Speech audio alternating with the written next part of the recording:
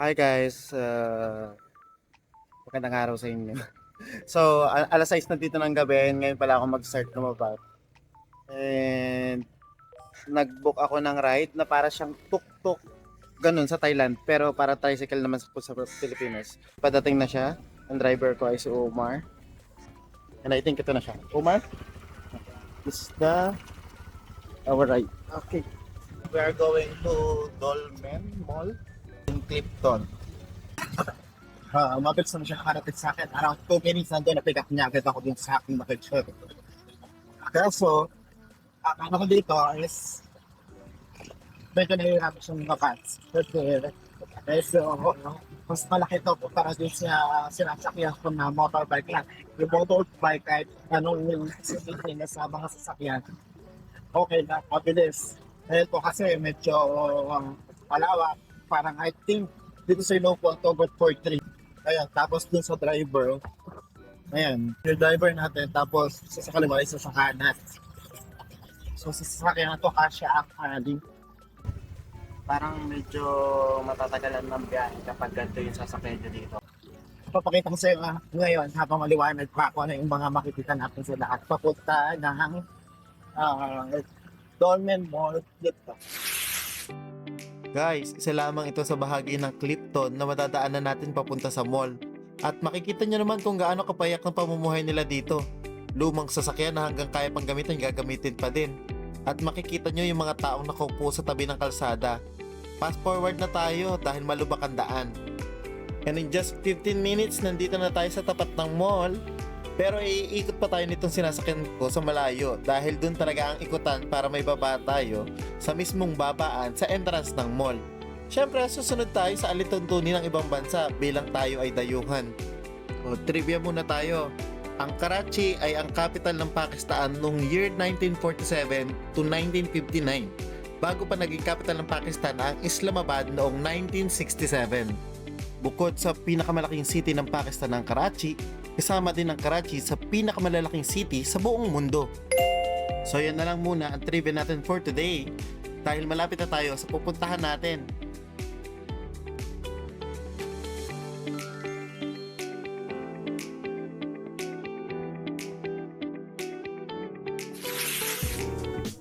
Sa harap ng mall may security na. Tapos pagkatating mo doon sa may tapat ng pintuan, meron pa ring security. Tapos pagkapasok pa no, meron pa mag-check ng bag. Sino ba magsasabi na napakadelikado dito?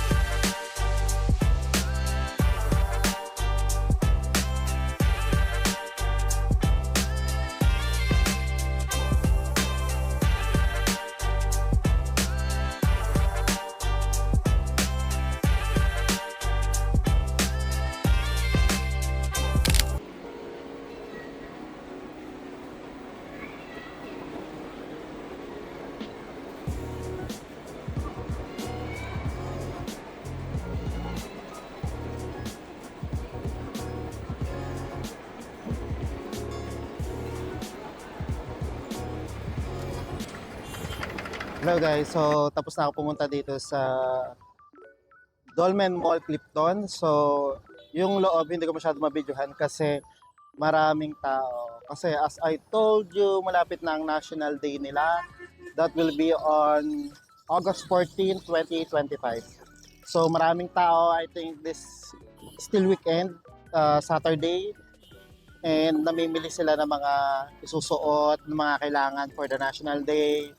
Marami akong nakitang store na which is international, meron din na local brand which is hindi ako familiar.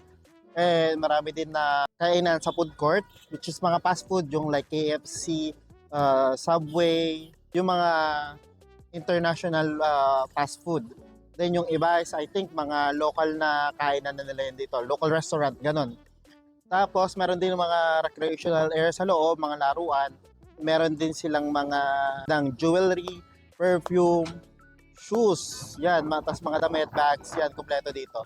And as you can see, the logo of the Carrefour. Pero hindi ko siya napuntahan, hindi ko alam kung saan side siya. Kumain na lang ako, tapos lumabas na din. Kumain ako sa Chachaje, kumain ako ng Chatkara sa Ali. And umorder din ako nung mango drinks nila. Parang mango shake siya. And napakasarap niya. Hindi ako mahilig sa mango kapag ang mango ay yung apple mango.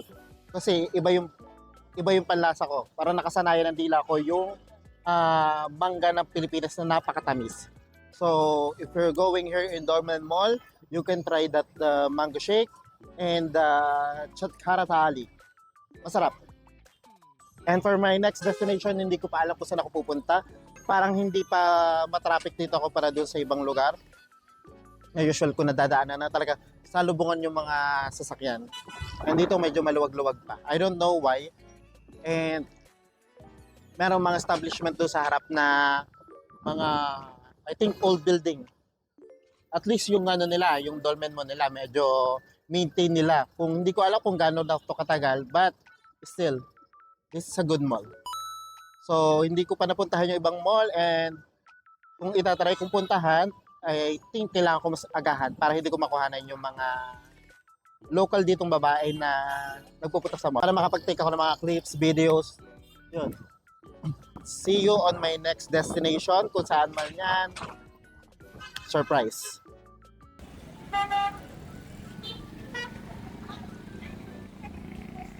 Ayun guys, so naglakad tayo sa Beach View Park dito sa gilid ng Dolmen Mall. And may nakita tayo dito na parang magkakaroon ata sila ng live band. Ayan, sinasabi ko sa iyo parang fiesta lang sa Pilipinas. 1 week before ng fiesta, ayan, meron tayong mga program. And now, hindi ko alam kung anong oras na mag-start. And napakadami ng tao sa loob. At marami pang naghihintay sa labas.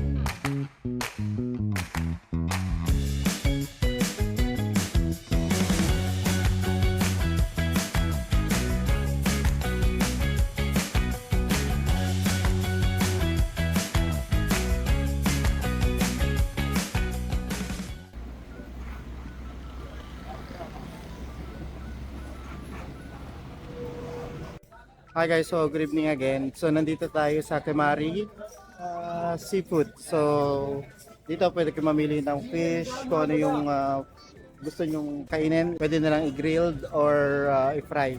So, brother, what is your name? My name is Saad. Saad Aslam. Sad.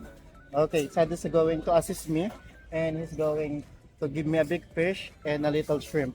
So I asked him, what is the name of the fish? It's a red sniper. Red sniper fish. Yes. Okay, I will eat the red sniper fish and some little prawns. Okay, and we will see how it tastes. If it's good, we will recommend this. If this good. Okay. 250 grams. 250 grams. Yeah. If you want half kg, if you, No, no, no. it's enough for you. Yeah. One fish and 250 grams prawns is enough. Okay.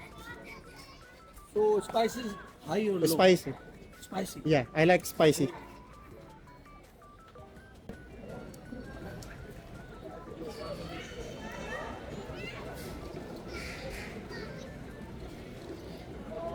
Why are these ones all fresh?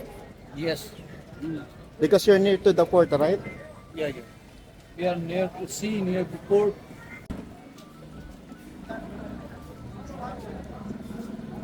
We're making cutting fish.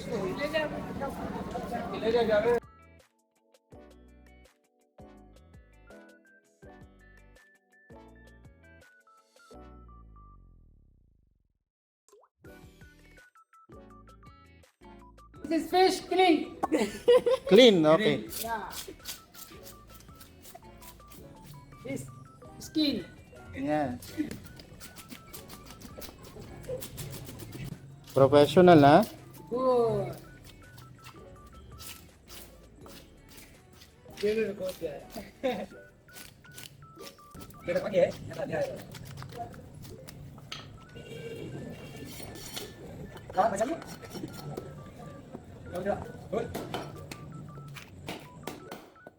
My face.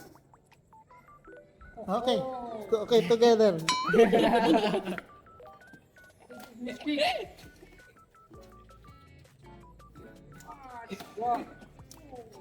We want to video also his face together with his skills. He's good in cleaning fish. This is like, subscribe. Good. Yes. His name is Babu. Yeah, Babu. And your name again? Name? Imran. And this one? Nasir Sumro. Nasi. Nasir. Nasir. Bro. Mm.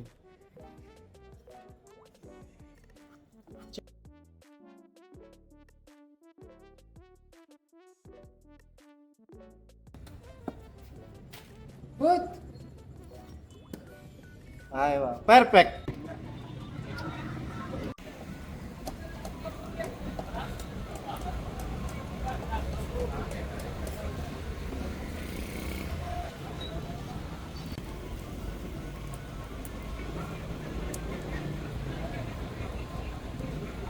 Nilinis na yung isda natin.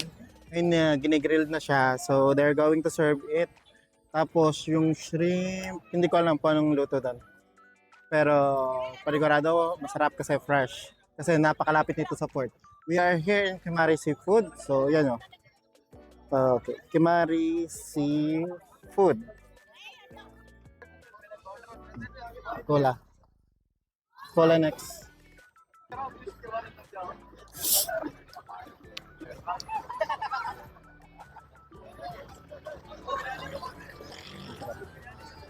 Sarap niya.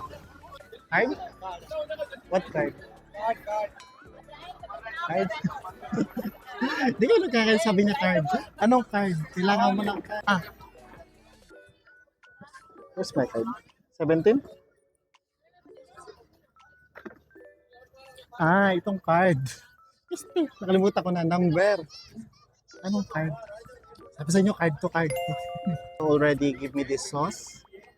I don't know what is one. This brown sauce. Wait, tikman ko lang. Amang, ha? Like tamarind sauce. Spicy. With the cola. Oh, yogurt. And veggie. Okay, for the price, I didn't ask for the price. But for sure, it will gonna be very cheap. Na lahat ng binibili mo dito is in cheap price. 1980. Still desert na. No building. This one's building slate no. It's just 2000. This one's all building coming, right? Is it same then? Here, it's okay. وين ترجمان ترجمان transition. Ah, 1 minute. One egg, one second. Little. One Uh, minute. Yes, transition. English. Who speak English? Just You speak have English friend? address. Transition 1 minute. 1 minute. अस्सलाम वालेकुम. Okay, guys. अब इंग्लिश को ट्रांसलेशन कर सकते हैं? ये बोलते मेरे साथ बात करो, लेकिन हमको तो इंग्लिश नहीं आते, तुम नहीं कर सकते. वो बेचारा बोलते This one, हमारे shrimp? साथ बात करो, लेकिन हम तो Prawn. Okay. This is the prawn. This is a fish. अलग अंग्रेजी क्यों sir? And I think we have a bread. Bread. Your name with it? नूर मोहम्मद खान. हाँ? नूर मोहम्मद खान. नूर मोहम्मद. Nurma. नूर मोहम्मद. Nurma. हाँ. Okay. Ah. You own this Kimari seafood. Seafood owner. How long this business? 2009. 2009. हाँ. 16 years. Yes. Long time, no? Yeah. You manage this business? Yes. How's the business? Good here? This port here near? Good. All your fish is fresh, right? Fresh. Fresh. Ah, Always prawn, fresh. fresh. Prawns. Crab soup. Crab, Fresh. crab. What fresh. else? Fish, crab, prawns, lobster, huh? Lobster, yes. Lobster, Eh, squid, हाँ. all seafoods here. यानी crab soup, lobster. You have menu. Menu. Menu also. Menu.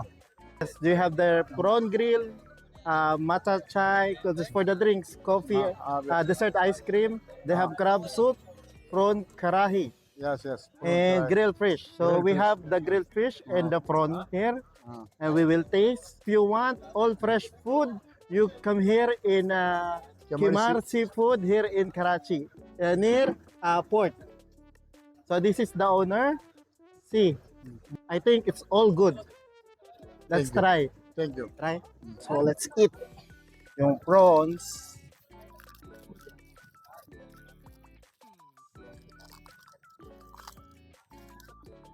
Uy, balat yung prawns.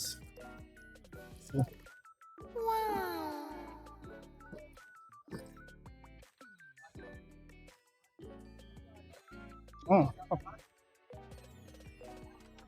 Masarap yung prawns nila.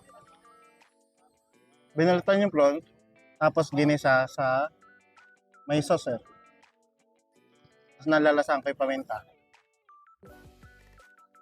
Paminta, coriander. Tapos manghang. Spicy. Try natin yung sausaw yung sprontan.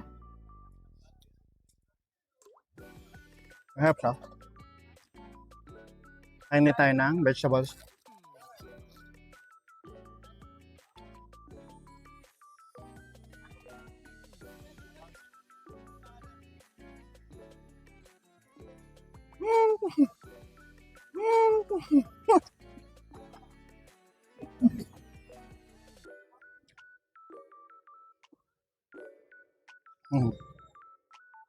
Binigyan ko lang sa aking hipon.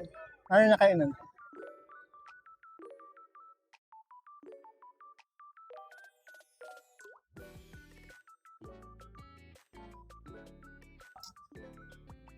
Nahilig ako sa buttered shrimp. Lalo sa pancet, ganan. Yung sila napakalaki. Oh. Ubusin ko ito mag-isa. Yun.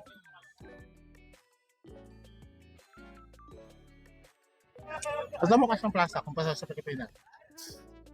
Isipin nyo nasa kanto ko. Tapos may mga upuan na mesa, gano'n. Prime fish. Malambot.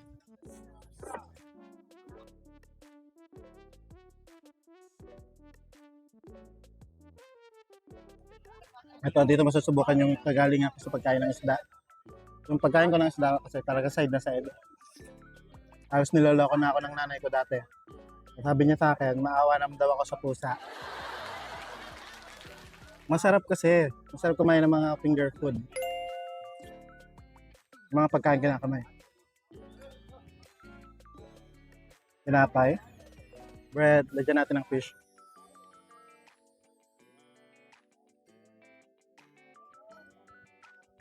Gulay. Pipino, carrots. Tapos sibuyas. Medyo pa natin ng fish.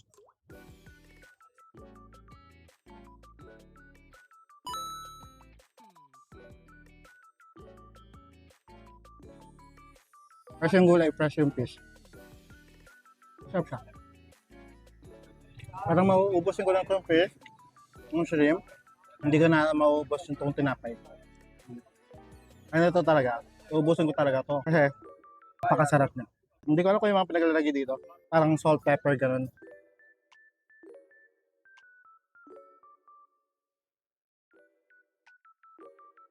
Tututusin itong isla na to, pang sharing na to eh.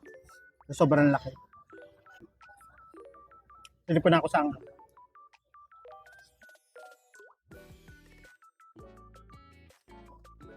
Kalahati na tayo.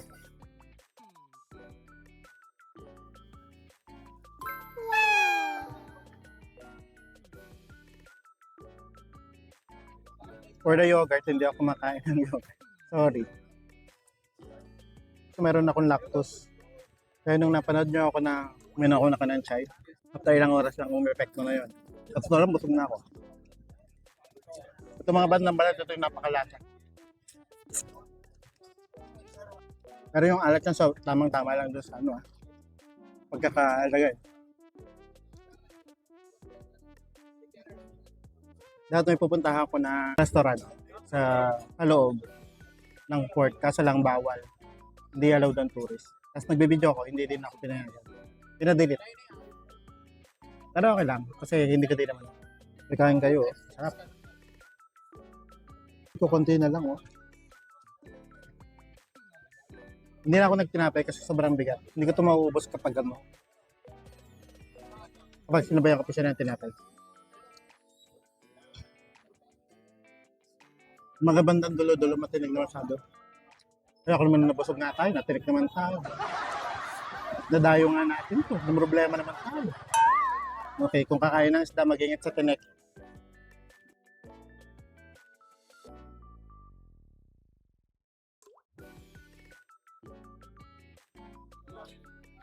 Ang ating pampadighay, Coca-Cola. So, napusog na ako. That's it. Thank you so much. Okay, hello guys. So this is Noman. Okay, we talk a lot.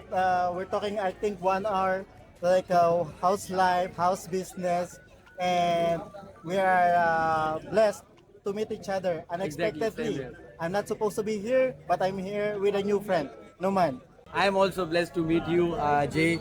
It was really pleasure meeting you. Like, we have discussed a lot. We discussed about Qatar, we discussed about Pakistan, we discussed the politics, and each and everything we have discussed. We are standing right here for almost an hour, and it was really good time with you, Jay. I really appreciate you visiting Pakistan, and I hope the best for you. Like, how many days you have left in Pakistan? You enjoy, stay safe, take care of yourself, and enjoy a lot. Notice that all English. It's hard to find someone who's very fluent in English here.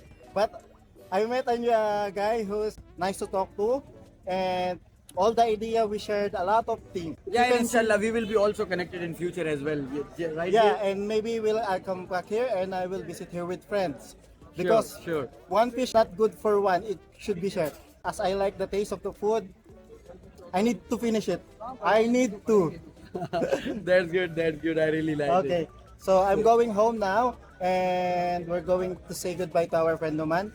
Thank you so very much. Hopefully, we will see you next time. Sure, for sure. I'll surely try to meet you once again before you leave Pakistan. Okay, thank you, All brother. right. Take care. Thank you. It was really nice meeting you. Take care. So अस्सलाम वालेकुम everyone. Today we have a tourist from Philippines. हमारे पास केमाड़ी seafood पे आए हैं.